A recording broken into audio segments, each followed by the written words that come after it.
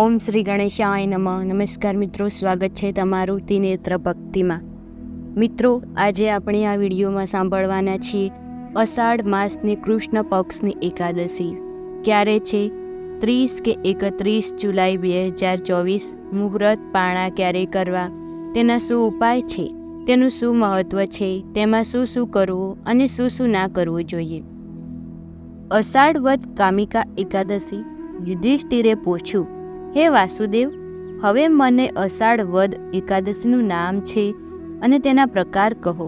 શ્રી કૃષ્ણએ કહ્યું, હે રાજન, પૂર્વ નારદના પૂછવાથી જે વ્રત બ્રહ્માએ કહેલું છે અને જે પાપોનો નાશ કરનારું છે તે ઉત્તમ વ્રત કહું, તમને સાંભળજો. બ્રહ્માએ કહ્યું, હે નારદ, અષાઢ વદ એકાદશીનું નામ કામિકા એકાદશી છે. તેની કથા સાંભળવાથી વાજપેય યજ્ઞનું ફળ થાય છે. તે દિવસે લક્ષ્મીપતિ નારાયણ ભગવાનનું પૂજન, ધ્યાન અને યજ્ઞ કરે છે. તેને જેટલું ફળ પ્રાપ્ત થાય છે તેટલું જ એકાદશીના દિવસે વિષ્ણુના પૂજનથી ફળ પ્રાપ્ત થાય છે. હે નારદ, કામિકા એકાદશીથી ઉત્તમ, પવિત્ર અને પાપનો નાશ કરનારું બીજું કોઈ વ્રત નથી. એકાદશીના દિવસે રાત્રિમાં જાગરણ કરવું. આ વ્રત કરવાથી ભયંકર યમ જોવા પડતા નથી, તેની દુર્ગતિ નથી થતી અને નીચ યોનિમાં જન્મ લેવો નથી પડતો. કામિકા એકાદશીના વ્રતથી જ યોગીઓ મોક્ષ મળે છે. એટલા માટે જ વ્રત શ્રમ લઈને પણ નિયમથી કરવું જોઈએ. માણસ તુલસી પત્રથી શ્રી હરિનું પૂજન કરે છે. માણસ પાપથી લેપાતો નથી. 1 બાર સોનું અને 4 બાર રૂપ આપવાથી જે ફળ થાય છે તે ફળ તુલસીપત્ર વડે શ્રી હરિનું પૂજન કરવાથી થાય છે. માણસ તુલસીના માજરથી વિષ્ણુની પૂજા કરે છે, તેના સગળા પાપો નષ્ટ થાય છે. તુલસીના દર્શન, સ્પર્શ કે વંદન કરવાથી સર્વ રોગોનો નાશ થાય છે. વિષ્ણુના ચરણમાં તુલસી ચડાવવાથી મોક્ષ થાય છે. તેવા તુલસીને હું નમસ્કાર કરું છું. જે માણસ એકાદશીના દિવસે શ્રી કૃષ્ણ પાસે દીવો રાખે છે તેને સ્વર્ગમાં રહેલા પિતૃદેવો અમૃતથી તૃપ્ત થાય છે અને તે સૂર્યલોકમાં જાય છે. ત્યારે હે યુધિષ્ઠિર, મેં તમારી પાસે આ કામિકા એકાદશીનો મહિમા કહી સાંભળ્યો છે. આ એકાદશીનું વ્રત અવશ્ય કરવું, કારણ કે આ એકાદશીનું વ્રત બ્રહ્મ હત્યાનો નાશ કરનારી, સર્વ પાપોને હરનારી, ગર્ભ હત્યાને મટાડનારી, મોટા પુણ્યને આપનારી છે અને સ્વર્ગમાં પહોંચાડનારી છે. જે માણસ આ એકાદશીનું મહાત્મ્ય શ્રદ્ધાથી સાંભળે છે અથવા પાઠ કરે છે તે સર્વ પાપોથી મુક્ત થઈ વૈકુંઠ ધામને પામે છે. એવી રીતે બ્રહ્મવૈવર્ત પુરાણમાં કહેલું છે.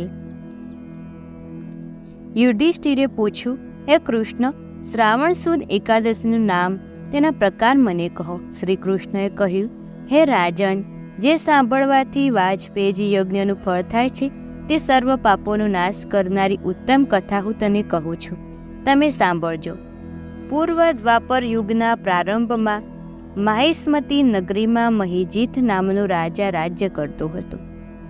તે પુત્ર રહિત હોવાથી રાજકાજમાં મન લાગતું ન હતું. ઘણા ઉપાયો કર્યા છતાં પુત્ર પ્રાપ્તિ ન થઈ. હવે ગઢ પણ આવેલું જોઈ ચિંતા થવા લાગી.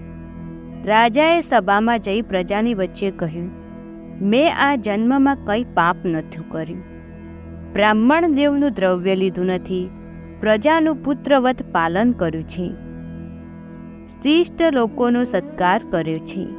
તો હે બ્રાહ્મણો, એવી રીતે હું ધર્મથી ચાલું છું, છતાં પણ કયા કારણથી પુત્ર પ્રાપ્તિ નથી થતી તેનો પાપ વિચાર કરો. રાજાના વચનો સાંભળી બ્રાહ્મણો, રાજાના પુરોહિત અને પ્રજા મળી ઘોર વનમાં ગયા. ઋષિઓના આશ્રમો જોવા લાગ્યા. ત્યાં ઘોર વનમાં લોમ ઋષિ તપ કરતા જોયા. આ ઋષિ નિરાહાર હતા, ધર્મના તત્વને જાણનારા હતા, શાસ્ત્રોમાં પ્રવીણ અને બ્રહ્મજ્ઞાની હતા. વળી એ ઋષિ ભૂત, ભવિષ્ય અને વર્તમાન જાણનારા હતા. સગળા આવેલા જનોને મુનિરાજને યથાયોગ્ય પ્રણામ કર્યા.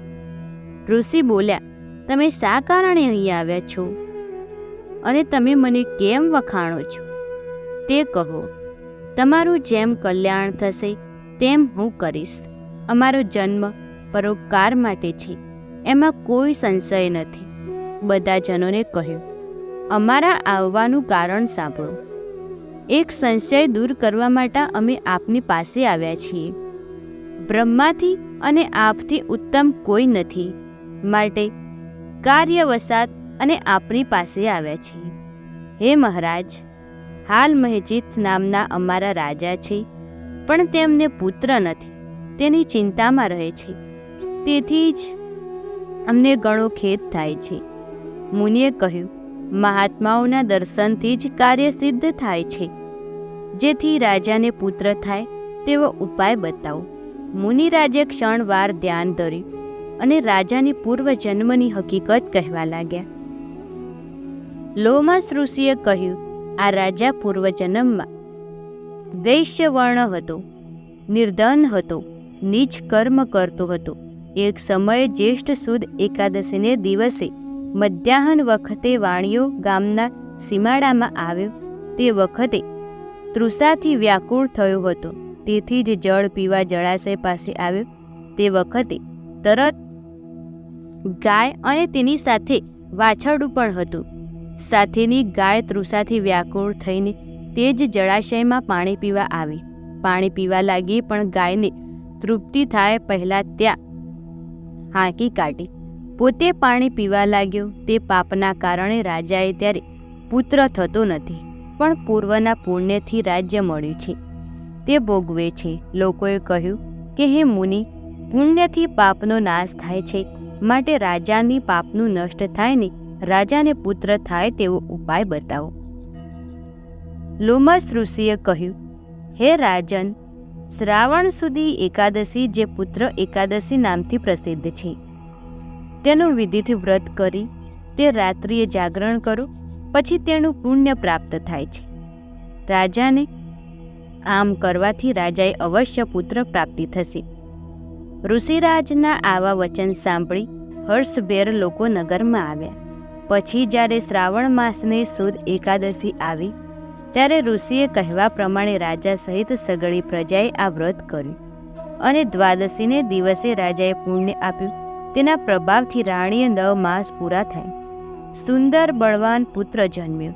માટે આ લોકમાં પુત્રની ઈચ્છાવાળા પુરુષે તે દિવસે વ્રત કરવું.